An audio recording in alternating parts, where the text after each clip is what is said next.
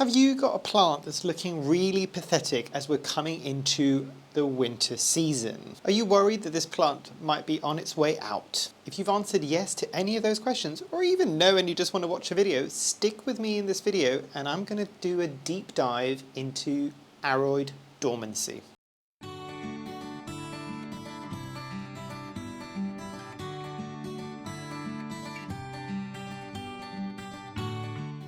Hi, my name is Memo, this is my channel, Houseplantygoodness, and essentially it's a place where I like to geek out about my big passion.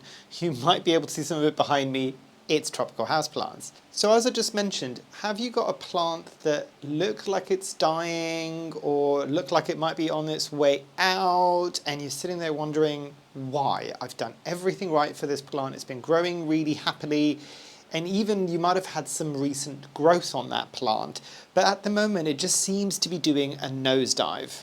Today I want to talk about dormancy, why some plants go through it, specifically about Aroids, but a lot of the house plants can exhibit dormancy during the winter months in our care, and what this might mean for their care, and also how to spot it. And I can't talk about dormancy without showing the ultimate example of a plant that is an aroid and that will go dormant for most people in the winter months.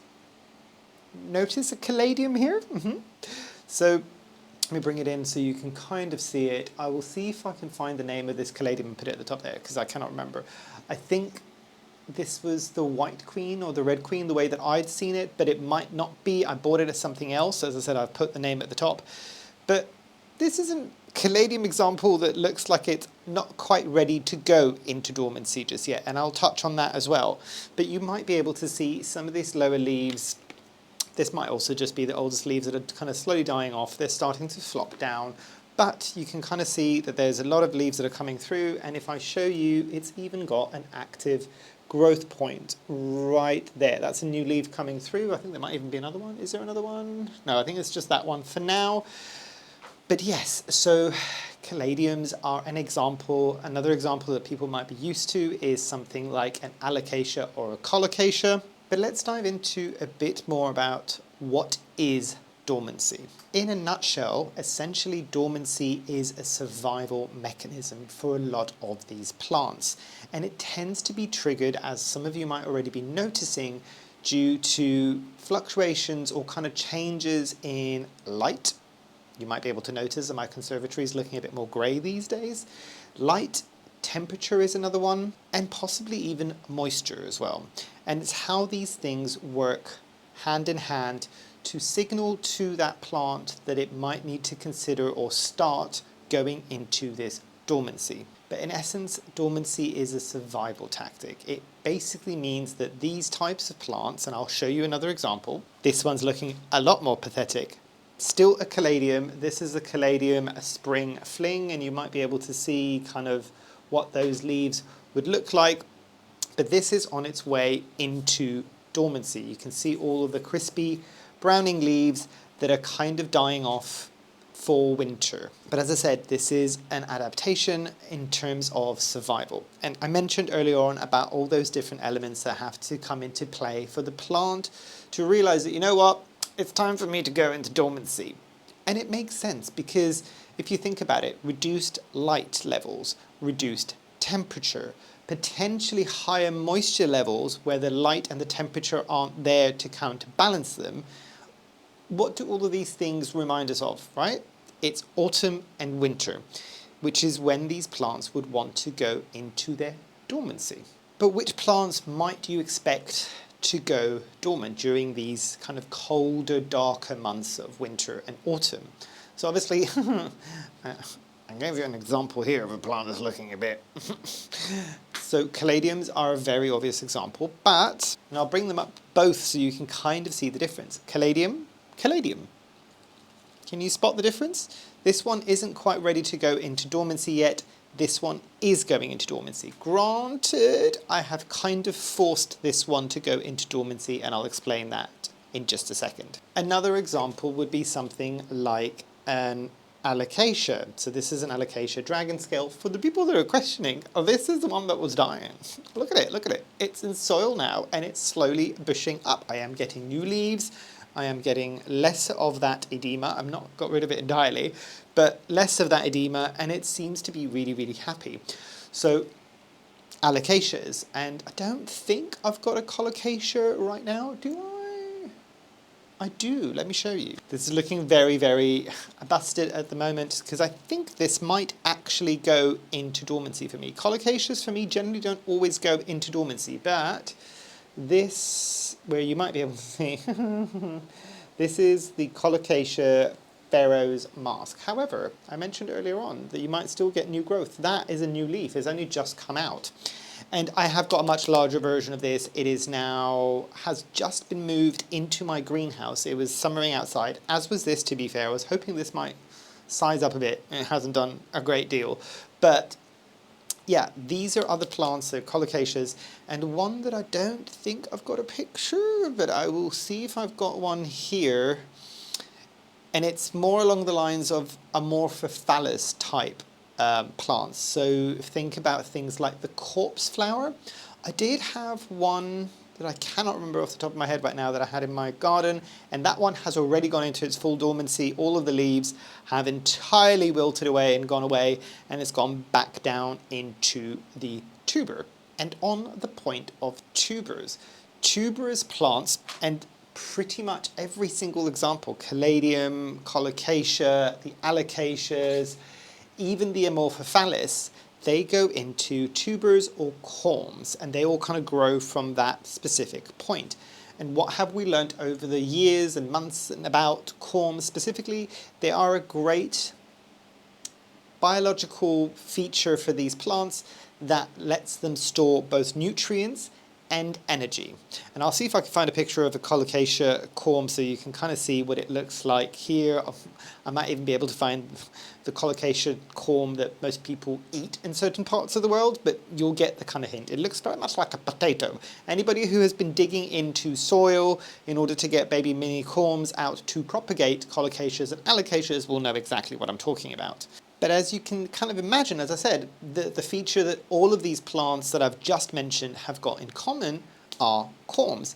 It's not exclusive to just plants that have got corms, but the ones that have got corms, or those tubers, tend to be more prone towards a dormancy that's very visible to all of us, because the foliage will all kind of like die back and it will go back into that tuber. As I said, obviously there's other plants, other aroids, other houseplants that could go into dormancy as well, and they do, but these are the ones that I'm going to focus on a bit more today because they're very obvious examples of it happening. And that's something that you kind of need to remember about a lot of these plants. Some of these plants are tropical, some of them are subtropical, and what that might mean in terms of their reaction to the seasonal change and to the potential of going dormant. So what I do encourage you to do is have a look at some of these plants that you might think are going into dormancy during these kind of winter and kind of autumn months, and check which part of the world do they come from. Do they come from a tropical plant of the world, or do they come from a subtropical plant part of the world? And you should be able to then make the connections between dormancy and where they would naturally grow. But you might be asking yourself, how do I care for these plants that are either just going dormant or are fully dormant at this point? What do I do? There's obviously a lot of chatter online that's been happening for years now, as in terms of like, be careful with overwatering, do this or don't do that. I can only tell you from my experiences what I have found works well within my plants in my collection under my care. So I'll bring up both of these examples of the Caladiums so you can kind of understand what I'm trying to say.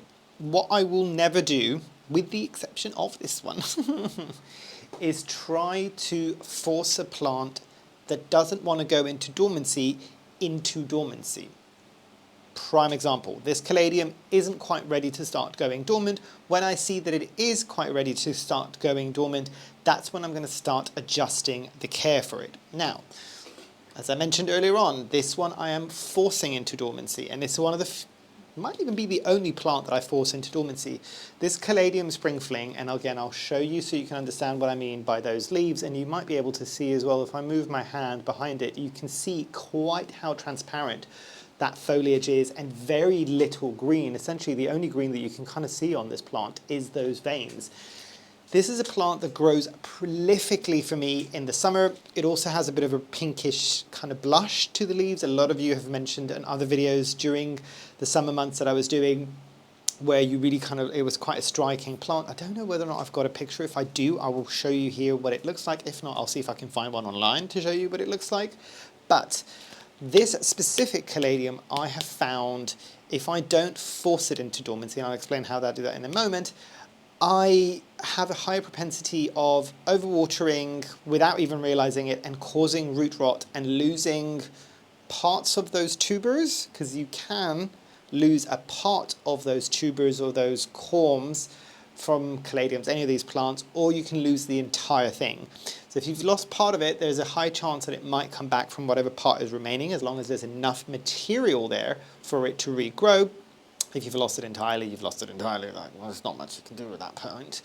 But with this, the way that I force it into dormancy, because I worry too much about that, and this doesn't stress this specific plant, as I said, my care, my conditions, the way that I care for this plant, that hasn't really ever caused an issue. So what I will start doing is the moment that I start seeing a lot of his leaves starting to go into dormancy, I will pretty much stop watering this entirely. This is in very, very, very chunky soil mix. Think the Soil Ninja Anthurium soil mix before I even had the Soil Ninja Anthurium soil mix. And that's all I do with this plant. And that is the reason why I do it as well, is because I don't want to do anything else with this plant.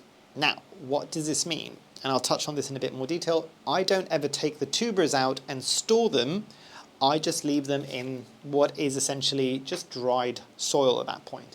In the growing season, when I see that it's going to want to start coming back, what I'll do at that point, probably next year, because I've had this in the same soil for about 2 years now, and it's about time for a refresh, because it won't have any roots and because it will just be a tuber, I will remove those tubers, refresh the soil with some new soil, new nutrients in it and everything like that, and then start growing it in that soil. But you don't have to. But as always, with most things when it comes to repots, it's a good idea to kind of refresh the soil every few years if you can. Now, let's talk about this one not being ready to go into dormancy. You might be asking why. Some plants might go into dormancy, some others won't. Like this specific Caladium was really famous on my channel a year or two back because I pretty much had it going until January. That's the time when it started to kind of really go downhill, and I kind of forced it into dormancy because I could see that it just needed a rest.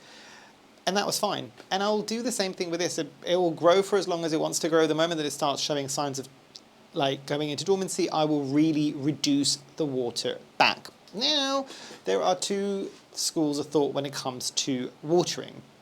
Some people that say, you know what, you need to pull back entirely and stop it and leave it entirely dry. Like I mentioned, take the tuber out of the soil, store it somewhere dry and cool and dark, and then bring it back out again around springtime and replant it and then go through the whole process over again. Other ones, you don't need to do that. So I'll give you specific examples, like the Amorphophallus type, because I don't think it's an Amorphophallus, but it's that type of plant that I had. I had it growing in my garden. That is fully hardy to the British weather, which includes cold and wetness. So that one, I just made sure that when I've had it in the garden, that I've made sure that there's loads of kind of sand and things like that within the soil, so it doesn't sit in stagnant, wet soil all winter long. That is just staying in place, and I know that other people that have grown it quite successfully that way without any issues. So do a bit of research about your specific plant, because it might need different kind of care routines, and that will just stay there and it will grow back again next year, no problem whatsoever. Some of these plants, as I said, this one I will leave in here. If I've got a plant that I'm really worried about root rot, then I'll remove the tubers out, store them and bring them back in. And think of these plants, and I think this is the way that most people need to start thinking about things like caladiums. Not all colocasias and not all alocasias, but the ones that do have a tendency to go dormant. Think of them a bit more like you would a bulb in the garden, like a daffodil or a snowdrop or a bluebell or anything along those lines, or a tulip. You don't expect those plants to be there all year round. You do expect them to die back, go into that kind of bulb, and then come back again next year. It's the same with these plants. It really is the same with these plants. Now, the Caladium that I was just, not Caladium, the Colocasia that I was just showing you, so the Pharaoh's Mask one, and again I'll bring it in so you can kind of see it. As I said, I've got a bigger one, and that one, including my Colocasia Black Magic, which were in pots in my garden for the whole of the summer. For the people that are in the UK at the moment, think about what the weather has been like the last few weeks. It's still been out in the garden, and to be fair, it's just moved the pots today into the greenhouse with the door wide open, so it's still not that insulated. It's a bit more from like colder winds.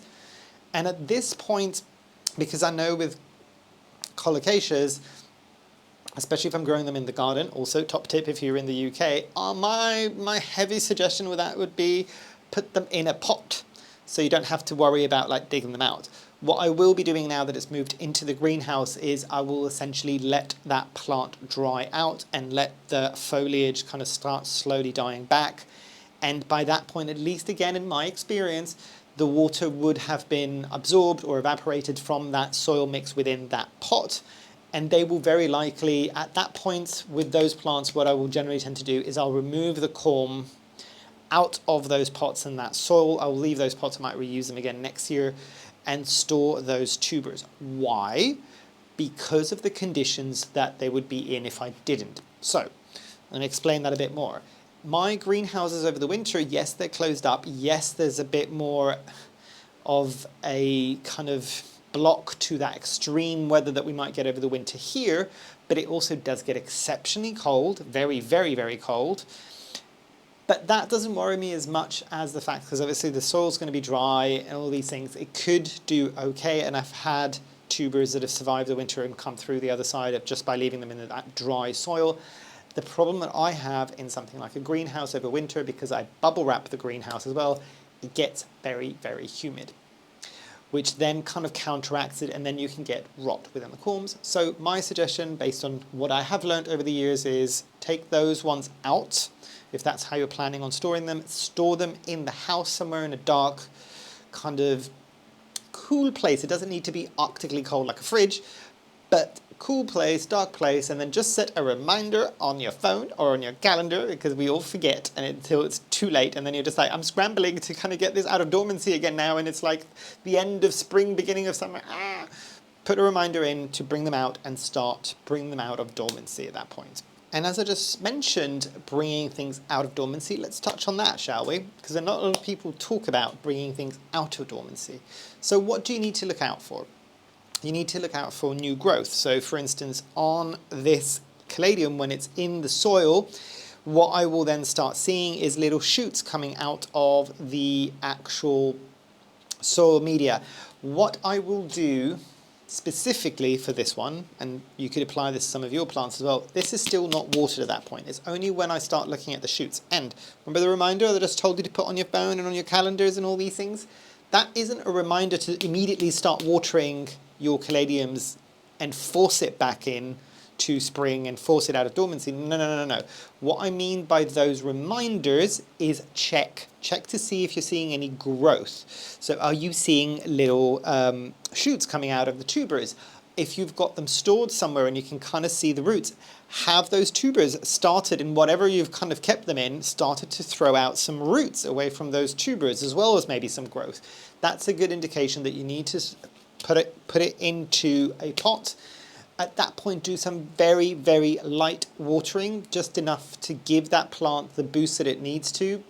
I might even say, you know what, if you've taken the tuber out of something like a pot with soil, put it into a slightly smaller one with soil, just so you can control that moisture a bit more. Because if I've got one tiny tuber and I put it into this massive pot, it's going to stay very wet when the plant isn't doing very much, and then I've got a chance of it going towards root rot as it's coming out of its dormancy. So I'll go for something a bit smaller and then put that in that smaller pot, and I can always up pot quite quickly. Anybody who's grown Colocasias, Alocasias and Caladiums, when they start coming out of dormancies, and you've seen this, you'll know what I mean. It will size up super, super quickly, so that's fine. But then what you also need to be doing at that point is, these things have been probably sat somewhere that it doesn't have a lot of light, it might be cool like we were just saying. Bring them in somewhere a bit warmer, and give them a bit more light. Notice that I'm saying a bit for both of those things. What I don't want you to do is take the bulb or the tuber, put it in some soil, wet it entirely, put it on top of a radiator that's got a lot of heat coming off the back of it, underneath a very intense grow light. No, no, no, no, no. Two extremes there. You need to be gradual with it. So give it some filtered light, give it a bit more heat. So for instance, if you've got somewhere that's a bit cool in your house, bring it in somewhere that you may be sitting around in a bit more, and it's a bit more of a normal kind of room temperature, not warm necessarily, but not cold. So that will start really helping that plant trigger itself out of that dormancy period. And then the other big thing, don't go back to, if I was watering, for instance, because I know people like their schedules, and we've talked about why schedules are never a good idea. With something like this, do not go back immediately to the watering schedule that you had before as soon as you see any form of growth. So I'll make that clearer. If you were watering a plant that, like that, this Caladium, at the height of summer, this was getting watered every 3 days, and it was going almost entirely bone dry between waterings. I am not, as soon as I start seeing growth on this in the spring, going to start watering this every 3 days. I think the way that this gradually eases back into life in the springtime is it gets watered once every 20 days, or at least checked for watering once every 20 days. And then take it from there, and the more you see that it gets thirsty, adjust your schedule accordingly. What you do not want to do is to have it sitting in a whole bunch of water, which is also the reason why I said smaller pot with smaller corms when you're first starting to replant them is generally a good idea. So coming into some of my final thoughts. So if you do see a plant at this time of the year looking a bit, don't panic. It very well might be going into dormancy. Do a bit of online research specifically about your plant and see what other people are saying.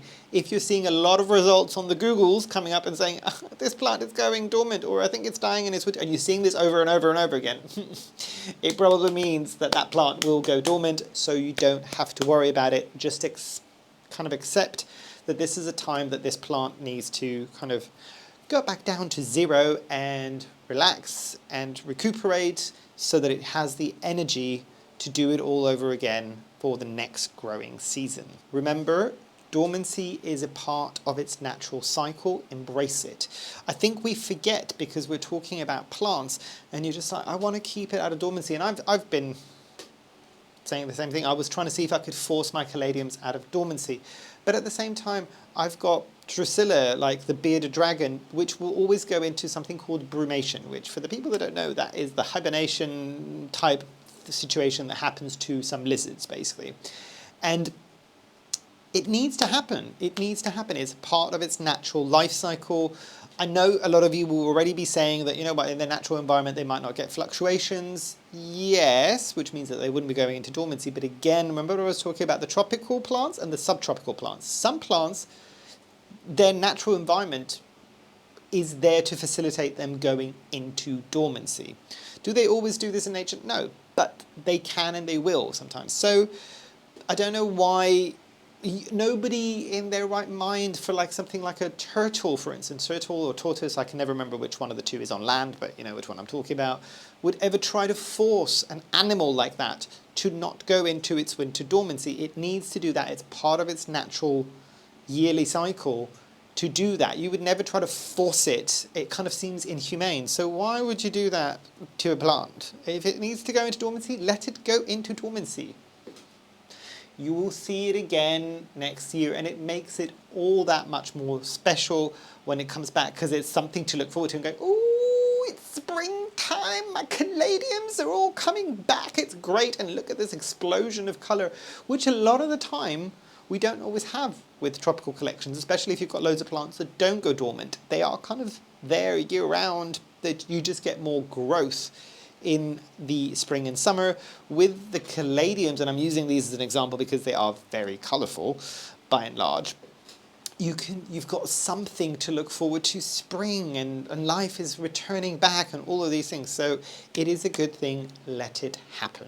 But you always need to remember the things that I was talking about with the watering, adjusting the watering as it's going into the dormancy, removing tubers or not removing tubers, and also how do you bring these plants out of their dormant stage in a safe and healthy way, basically. Because you would imagine, if you think about it in nature, that's how nature would happen. So winter, you get colder, darker, wetter days, and then as spring comes along, the weather starts warming up gradually, the rains might ease up a tiny bit, and the light levels start increasing a bit more, the duration of light during the day. So emulate that when things are coming out of dormancy, and you should be fine. It makes sense. You're just doing what nature is doing for these plants normally, and that's what would kind of stimulate them to come out of their dormancy period. But yes, hopefully you've enjoyed. I thought this video might be appropriate for this time of the year because a lot of people start worrying about things like dormancy. As I said, I've used Caladiums, Colocasias, and Alocasias as examples because they are very